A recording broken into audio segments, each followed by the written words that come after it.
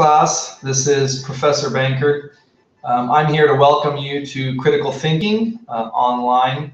I'm going to do a few things in the introduction. I'd like to tell you a little bit about myself, some of the things that my hobbies, how long I've been at NNU, things like that.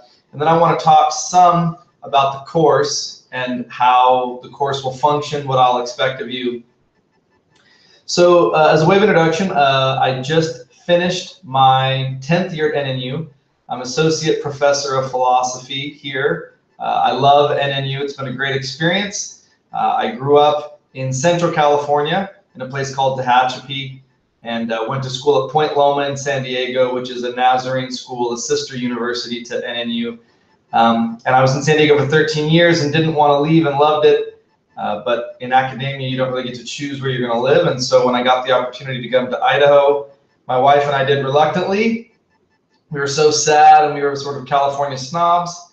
But now that I've been here for a while, I love it. I never want to leave. I sort of get angry with, people that move here from California now that drive up prices and cause traffic and all that stuff. So I'm like the stereotypical hypocrite who came here from California and now doesn't want anyone else to come. So I love it here. It's been great.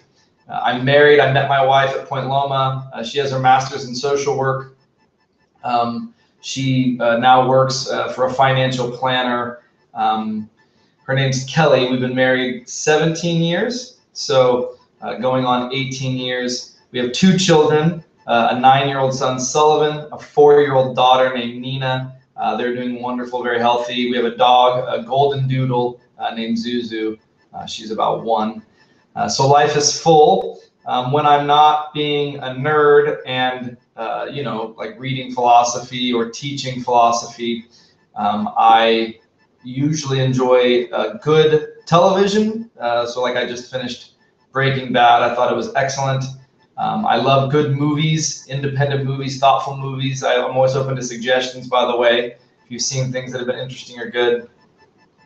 I also very much enjoy sports. So I used to play sports. Now, I golf when I get a chance in the summer. I snow ski in the winter. I love watching football. I'm in fantasy football. I love baseball. I cheer for the Mets, sadly. I really like the Dallas Cowboys and the Chicago Bulls. That's very eclectic. I grew up in the middle of nowhere, and when I was about 10, 11, 12, Dallas was decent, not winning Super Bowls, but, good. Danny White, Herschel Walker, Michael Jordan, obviously, for the Bulls, and for the Mets, it was Dwight Gooden and Darryl Strawberry. So I ended up choosing, as many kids do, cheering for teams that are good.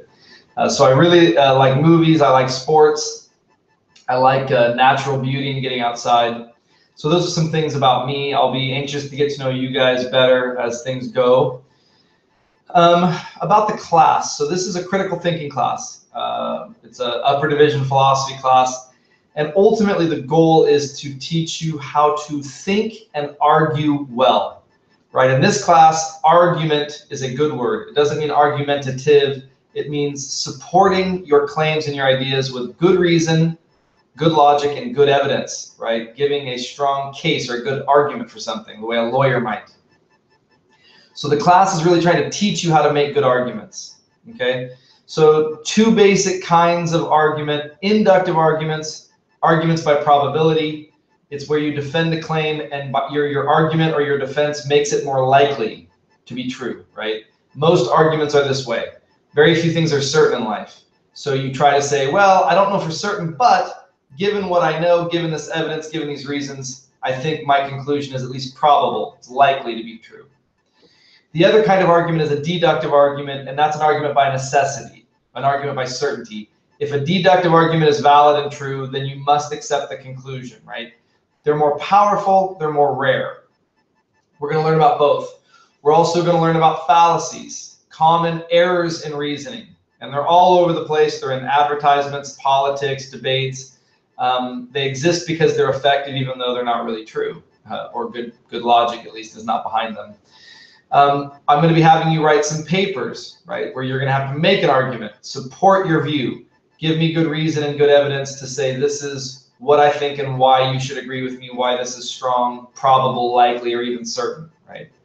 So that's sort of how the course is going to go. You're going to be doing exercises, practices. So critical thinking can be like math in some ways. Logic can be like math in some ways, where we have skills and we practice those skills and we build on those skills over time to get really good at this. So you will have homework exercises each week to help you practice and sort of get better at this. The goal for me is something like this. I believe that good arguments lead us towards the truth. Bad arguments lead us away from the truth, right? So if I use good reasoning, if I use good evidence, and I allow that to shape my worldview and help me draw conclusions, it's not a guarantee I'm going to be right. It's not a guarantee I'll have the truth, but there's a way better chance I'm going to get closer to the truth if I do that than if I make bad arguments, if I allow emotion, bias, bad reasoning to guide my conclusions, to guide my decisions.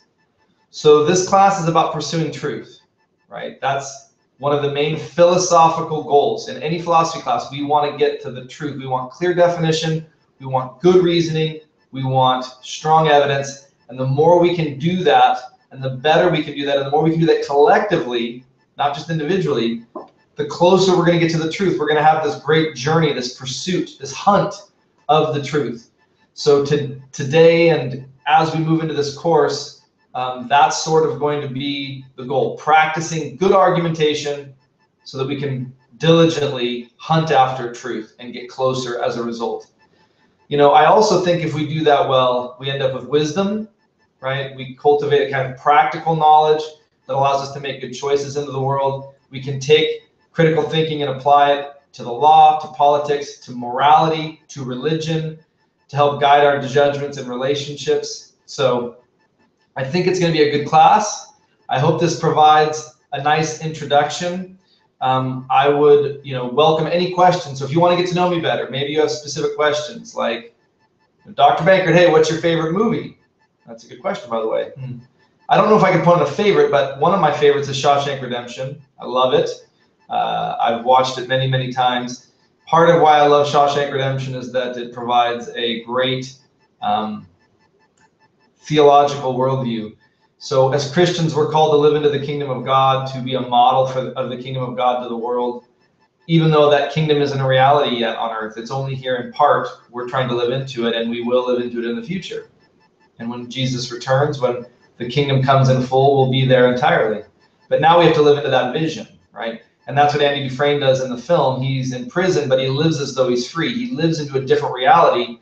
And by living into that reality, he makes it so.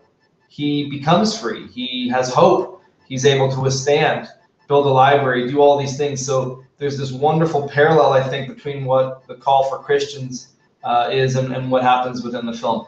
So you might have other questions about my life, my background, anything at all, let me know. I look forward to getting to know you all better. And I hope you enjoy the class.